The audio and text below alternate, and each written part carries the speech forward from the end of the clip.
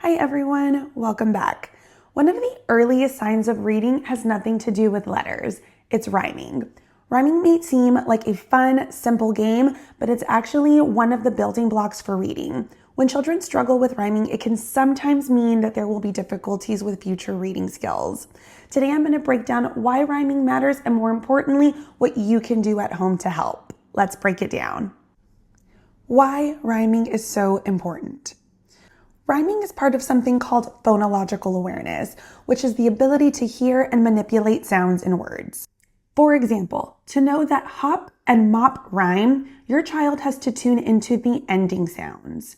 That's a big deal because when children learn to read, they need to break words apart into individual sounds and then connect those sounds to letters. So if your child struggles with rhyming, it can mean that your child is not quite fully aware that words can be broken down into smaller parts, and that is an essential skill for learning to read. The good news is rhyming is absolutely something that you can teach at home. You don't need anything fancy and you only have to practice a few minutes a day. I'm going to walk you through what that progression looks like so you know exactly where to start and what to do next. Step 1. Start with pictures. When you're introducing rhyming, we want to make it as easy as possible. This is why we start with picture support. You can print pictures, cut out pictures on magazines, even pull up pictures on your phone. Before anything else, we want to make sure that you and your child are labeling the picture the same word. For instance, if you print out a picture and you think the word is picnic, but your child sees that and labels it as food, that mismatch can make rhyming very confusing. If your picture makes a sound, for example, a dog, you can ask your child, what sound does this animal make? That starts getting your child thinking about sounds, which is exactly what we want. Activity 1, rhyming judgment with pictures. Around ages 3 and 4, children should start identifying rhymes. Show them 2 pictures, cat and hat. Ask them, do these pictures rhyme? If they do, have your child jump, clap, make a silly sound, make it fun. If they do rhyme, always make sure that you end your lesson with cat and hat rhyme. That final sentence really reinforces learning. Activity 2, rhyme matching with pictures. Now we are going to level up slightly. Show one picture, like dog, and say, let's find what rhymes with dog. Then give 2 options, log and sun. Let them choose. And again, end with dog and log rhyme. Step 2, move to oral rhyming. Once your child is comfortable rhyming with pictures, it's time to use oral rhyming, just words. But don't rush this. You can always use pictures as support in the beginning to help bridge that gap. Oral rhyme judgment. Say 2 words, bat, cat.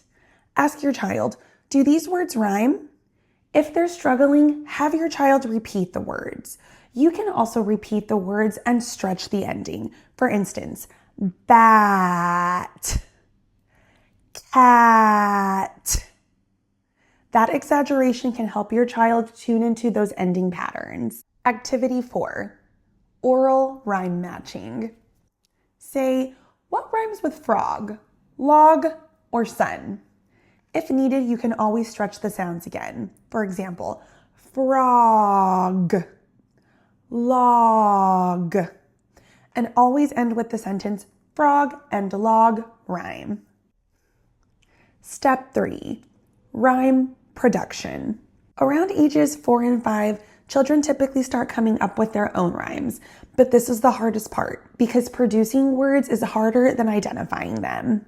Rhyme production with support. Start with a picture like cat. Ask your child, what word rhymes with cat? If they are struggling, model it. My word is mat. Cat and mat rhyme. Can you think of another word? If they are still struggling, give them options. What word rhymes with cat? Rat or dog? Rhyme production without pictures. Now try, what word rhymes with log? For an extra challenge, you can ask them questions like, how many words can you think of that rhyme with log? This is where the magic really happens. Rhyming doesn't need to feel like work. It can be part of your everyday routines. Here are some examples of ways that you can incorporate rhyming games in your everyday life. Bedtime routines. For younger children around the ages 3 or 4, bedtime is gold because you can read nursery rhymes or books. Read them a few times, and on the third time, ask your child, "Stop me when you hear a word that rhymes." Or you can guide them, and before you read a section, say, "Please tell me what words you hear rhyme in this section." I Spy games are also perfect for any occasion. For example, in the car, I spy something that rhymes with car. Star. The possibilities are endless. You can do this while you're out shopping, at the playground, anytime at all. Bath time is also perfect because it's playful and relaxed. For example, what rhymes with soap? Rope. Or you can tell your child, "I'm going to say 2 words. Can you tell me if they rhyme while I finish washing your hair?" The more playful it is, the more your child will engage. Try practicing for just 15 minutes a day. Be consistent, keep it playful, and celebrate every small success.